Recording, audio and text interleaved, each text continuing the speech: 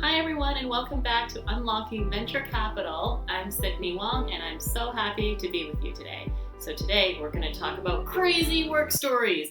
I actually think these are like the best stories and I don't know why not more people talk about them on LinkedIn. Let's dive right into it. We're going to talk about everything from meeting Katy Perry's father and being on a work trip where somebody got shot in the stomach. All of these things have actually happened to me. And I'm sure that if you ask people on a day-to-day basis, like, oh, how was your work today, whatever, they're like, oh, today was okay, I just worked all day. Like, there's something they're not telling you. So try and dig deeper the next time somebody says that to you. Be like, I don't believe you, I bet something insane happened. I think that your crazy work stories are things that really build who you are today, and they make you more resilient. My first job was in corporate. I was doing online marketing for a big Fortune 500 company. The headquarters was out in New York. So I flew to New York and I was there for my first week. And my boss took me. I was 22 years old. I was so excited. There's nothing that makes you feel more grown up than flying to New York for a work trip. Even if it's just to say hi to everyone and to introduce yourself and to kind of learn about the different departments and what they do. I was really excited. We were just there for the day. So we flew it in the morning and we came back at night. But we could barely get a cab to go to the airport. When we did, my boss had a Nexus Pass. If you guys are not familiar with a Nexus Pass, it's basically a pass that allows airport people to do exactly their own jobs, but faster. You have a special lineup for a Nexus lineup. So when you come through immigration from Canada, US, and I believe Mexico, you will have this special card and it gives you a lineup of somebody who does exactly the same things as all the other people. It's just that you have to pay for this card and then you get to be with this person and this agent instead of in a whole snake-like lineup with these people. So I was new, I was young, and of course I did not have this card. I didn't even know what it was at the time. So my boss went through really quickly and he's like, okay, I'm just going to see you on the other side. And I said, okay. I went through the snake line. It took me like maybe an hour or so on the Canada side, because when we do US and Canada immigration, it's actually always on the Canada side. I went through the snake line, did my immigration, declared nothing, and then came back, and I was looking for my boss. It turned out he left me at the airport. He forgot me at the airport, and then he texted me. Basically, when I just got out of the line, I was like, hey, where are you? And he texted me being like, I'm already home. I forgot that I was supposed to wait for you. I'll just see you tomorrow morning. You know what? You don't have to come in right at 9. Just take your time. He was probably one of my favorite bosses I've ever had. He's a little quirky. He doesn't really mean to do that. He's actually very nice. But I was just so shocked. I felt a little bit rejected because this was my first week of work and I was already forgotten. At that same job, I flew to New York a lot, especially in the fall. We had a lot more meetings that had to do with the marketing department. This one time I flew in, I was by myself. I flew in and the airplane was actually just circling the airport in New York. It was really weird because from Montreal to New York, it was only about 1 hour. So it was not a very long flight at all. It was circling the airport and it wasn't landing. And you can tell because I was like, okay, this has been more than an hour. And also we're going in a circle and I don't really know why. Then when they landed, I still didn't know why we took so much longer. It took like an extra 25 minutes, maybe a little bit longer. The company car was waiting for me. His name is Andy, is the driver. I said, Andy, I'm so sorry. I don't know why we weren't able to land. I'm sorry for being late. And he goes, oh, it's okay. I was able to track your flight. I know why you were late. It's because somebody got shot in the airport. And I'm like, what? He goes, just come on. He drove me to the office. I went to the office. I was still like super shook up because there was a shooting. This is a normal human reaction to a shooting, is that you're going to be surprised and shocked and worried and maybe scared. So I got to the office and I was like, can you believe it? I can't believe that I was in the airport when I landed at LaGuardia and somebody got shot this morning. And my colleagues were all very normal about this. And they go, oh yeah, I saw that on the news. Yeah, this man got shot in the stomach. So anyway, where do you want to go for lunch? And they were completely normal about this. To them, this was like a regular Wednesday. There was this person that I worked with at a different job, and he was a yes man. And I was in startup, and then I went back into this team, and this team was interesting. the boss of the team hired somebody who was a yes man, and this yes man kept getting promoted over and over and over again at his previous role. He gave him a really high role, above mine actually, in this particular venture studio. And so what happened was that this yes man didn't actually know how to be interim CEO. He didn't know how to actually do anything in startup. He claims to have founded a capital arm on behalf of his corporation that he worked for like 17 years, but none of those skill sets actually came through. I don't really know what he did. I don't know who he took credit for or what that other person was supposed to do or anything like that. He didn't really know how to do customer interviews or things that a CEO or a startup would have actually done before, and he claimed to have a lot of experience. So he tried to shirk responsibility off on me. I already had a load of things that I was supposed to do before our boss came back from vacation, so I wasn't able to do more. What he did is that he gave his CEO responsibilities to our intern, to our student intern, and our intern was so overwhelmed. It's not his job, and any professional could tell that you cannot shirk CEO responsibilities, these huge, major, high-level tasks, to any intern of any kind. You actually cannot give any task to an intern that you yourself don't know how to do. That is what I tell all of my founders. They cannot ever do that because it's a huge recipe for failure. So that is what he did because he genuinely didn't know how to do anything. Our intern then had to go out and research the secondary market that the startup of the venture studio was supposed to be doing, because that's what the interim CEO is supposed to do. And they come up with questions. I already had the lead. It was somebody that I have met at a startup and investment event who was the perfect lead for this kind of customer interview. And then the yes man, the interim CEO, was going to dictate the questions that he made our intern research and write, as though he was the one who did all the work in front of the customer. The intern also then asked me, he was like, why aren't you the one conducting the interview if he's your lead? And I'm like, that's a great question, because honestly, if I do, then this person, the interim CEO, is going to whine and complain to our boss, and he's going to try and get me fired. I hated the fact that I had to teach my intern that. I hated the fact that I had to say that out loud. So in order for him to not cry and whine and say that I'm not sharing and I'm not playing nice, I sat at the meeting silently, basically just said, okay, well, this is so-and-so, and this is our lead customer. Thank you so much for coming, and he's going to be conducting the questions now. And he did. And I just put myself on mute and stayed quiet. And the interview became so weird. He didn't follow any of the questions that the intern spent so many weeks preparing for. And he got defensive, he got insulting, and the interview became weird and racist. I have no idea how it happened. It was, one thing he said was just worse than the other. It just kept snowballing as an effect. And I don't really know how it could possibly be fixed. I was mortified by how this interim CEO conducted himself on behalf of the startup that had to give up 50% of their company for this venture studio. There was nothing that I felt like I could really do. Everything that would have made him look like he didn't know what he was doing would get us fired. And that was the condition that I was in, and that was the position that I was put in. It was very, very strange.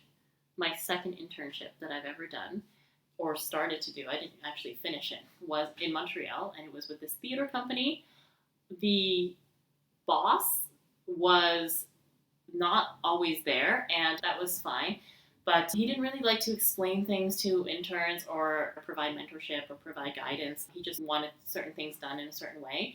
That was fine. I eventually found a different fit job. I eventually worked for the biggest advertising company in the world at the time, and it was my dream because I was a marketing major. And so I told him that this was a great fit for me and it was a great opportunity. So unfortunately, I'm going to have to give my 2 weeks notice. He wouldn't let me quit. I was really scared and confused. I was 18 or 19 years old at the time, and he didn't let me quit my job in order to pursue my dream career in advertising at the time. He did not accept my letter of resignation, I told my teacher at McGill, who was the one who referred me to this position, he's not letting me quit. He doesn't want to pay me for my 2 weeks notice. So he had to give me guidance on how to fill out forms with the government in order to pursue this. It was so strange, but also necessary. This was one of my very first jobs. I was a teenager and I had to take government supported actions in order to quit because I wasn't allowed to. Finally, I did get to pursue my career in advertising. I got to learn a lot and it was a really good experience there. But this was very odd. I also got to learn that if you live in Montreal in Quebec, you do actually have quite a lot of support as an employee to understand what your rights are, to understand, what the structures are. It's much more clear and cut out for you. That's always a good learning experience too. I just kind of wish I didn't have to learn it at such a young age. This other consulting firm that I used to work for in Montreal, Quebec, and this was many years later after I graduated from university and everything, after I got my MBA. I wrote a piece called Be the Boss You Wish You Had. It was inspired by this Quebec and French bosses that I had at this consulting firm for marketing automation. I used to build upon this software. This company that I worked for, they changed their bonus structure on the 11th month out of the year. So all year long, you're working towards a certain kind of commission, a certain kind of structure in order to get your bonus. And in order to not give anybody bonuses, they changed their bonus structure in November. In December, nobody was able to fulfill it. This was a very awkward kind of work culture. In November, there was this team meeting where they were talking about the revenues and expenses and everything. Because it was a consulting firm, the only expenses were employees. They would point to the revenues, go, well, we projected we're over $1 million in our first year, so this is like better than we expected, it's better than we projected, so that's great. This is what makes us happy. We're like, okay, great. And then they point to expenses, and they said, this is also a little bit higher than we expected, so this makes us unhappy. Again, it's a consulting firm. The only expenses, because there's no office. There's no office. We had to meet at the boss's house. Everybody was in the living room to do their work. There were no expenses except the employees' wages. That made the bosses unhappy, and they pointed to it and told us so. This was also the same environment where they made me pay for my own work travel. What they did is that they had in the employee handbook, you had $75 per day is a per diem expense for your food. So when I came back, they're like, okay, so we're wiping that now, and you're going to have to owe us back $75 for your food. And I was like, but I was on a work trip that was paid by the client, and they actually paid it, right? So they paid it, the company collected it, but they still made me write them a check. I was only 25 years old. I didn't know any better. I didn't know that I was allowed to be like, these are against my rights. This is illegal. Also, this is not the only time that an employer has made me pay for my own work trip. When I got my very first investment job, it was with this one private investor in Montreal, Quebec. And he was offering a certain hourly wage, and he was like, but I want you to come to Toronto with me. But because I have to pay to go to Toronto, I think you should just have less money because I have to pay to go to Toronto. And I just was not clever enough to be like, why can't we do it on Zoom? This was a long time ago. Zoom was not that big. And I should have asked for Skype. It was something that was available. And for the remaining amount, he did pay me 4 months later, and he paid me in pennies and nickels and dimes. Like, all of that money, but in, like, actual coins. So yeah, fool me once. Shame on you. Fool me twice. Well, shame on me, and I got screwed over twice because I got paid in coins. This was also the work trip that I had to pay for. I was supposed to have a call with one of my developers, and my boss also had a call, so he was like, okay, I'll take the conference room, and you can go like outside for your call, because it was just an internal call with our developer. So I was like, okay, that seems fine. So I went outside to the hall, but I didn't go all the way back to my hotel room just because it was like a little far. Instead, I just sat at the table. I just popped myself onto the table. And I was wearing jeans, and I had my headphones on, and I was just on my computer on my lap, and I was talking. I was talking to my developer. She can obviously hear me because I'm wearing headphones. So this old lady who is about 175 years old comes out of her room. She looks around and then she goes, "Excuse me, when are you going to come in and do my laundry?" And I was like, "Ma'am, I don't work at this hotel." She was not at all embarrassed about her own presumptions. She did not apologize. Then she saw this man in a suit walk by. She didn't say anything to him. Then she went and she saw this Latina lady walk out of the elevator. And she goes, "Excuse me, when are you going to come in and do my laundry?" Unfortunately, she actually did work for the hotel. So this lady has not at all felt ashamed about any of the presumptions that she has made. And I was livid. My developer was laughing so hard. So I get to deal with that before going into my client presentation in California. So one of my corporate trips, I was at this big conference, and there were very few women there at the time. Every year that I was with this corporation, this Fortune 500 company, I was always looking forward to this conference. It was so much fun.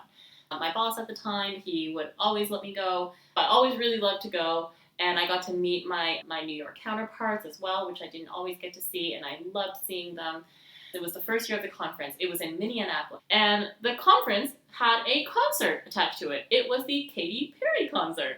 And because this company that I was at was one of their big 10 clients, every big client had a box seat. So our company also had box seats. It was my first time ever in a box seat. It was so cool.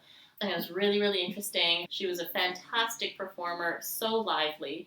And her father, who is a priest, I believe, he went around and personally thanked all the people in the box seats because they were high-value customers and they paid a lot for the seats or something. So he went to thank everybody in the box seats. Some people took pictures with Katy Perry's father. He was talking to me about where are you from? And I told him I was from Montreal. Then he asked, while he's taking pictures with these two other women that were, I think, also part of our company, he was still talking to me while being in the picture. And he asked if he could stay with me in Montreal the next time he was there.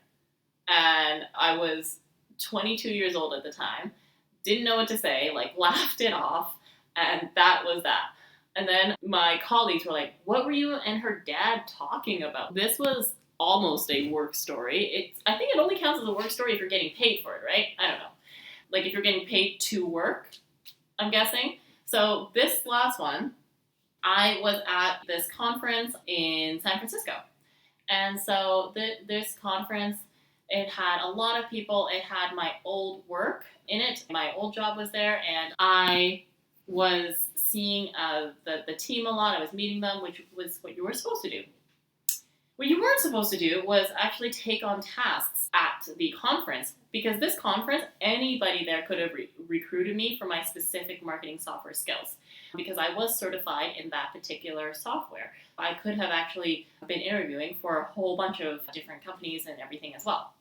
This one company wanted to kind of have it both ways. I don't really know if this is legal or not. I have no idea.